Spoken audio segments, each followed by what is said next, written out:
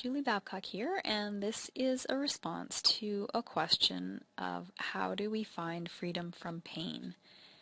And it's kind of part of the answer goes along with the fact that the way that I'm talking about freedom doesn't mean freedom from things. It's not freedom as an escape from the things that happen in the world, so it's also not an escape from pain. Um, but it does bring some freedom from pain because there's a part of pain that is actually like psychological and emotional. So when we've had this experience where we've really reached that place of living from our source, from oneness, from God, however you like to refer to it, our pain is reduced a lot and our lives return to balance. And when our lives are in balance, a lot of our pain does go away. We're not, it's when we're out of balance a lot of times that things end up happening that cause us pain physically. And even times when we do have pain, because we've reached that place of living from our strength,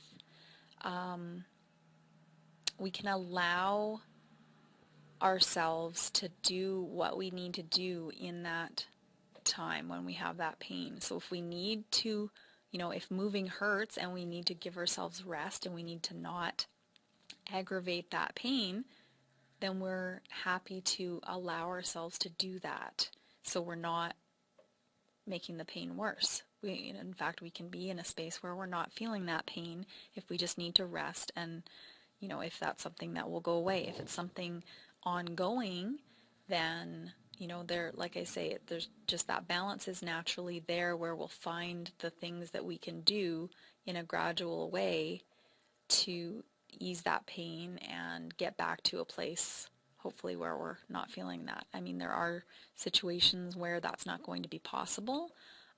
Just because you have an awakening or have that, connection to source doesn't mean that you might not get something like cancer or, other terminal illnesses.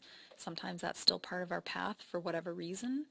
And it's just that we have the grace to go through it and to not make it worse than it needs to be in that situation. And we can also be in a place where we inspire others by the way that we handle it.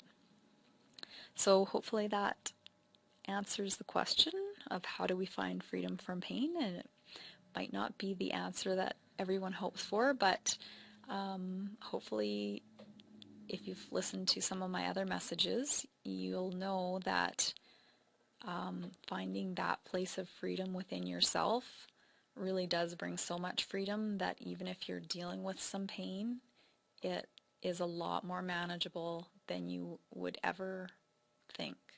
So hopefully it helps. Thank you.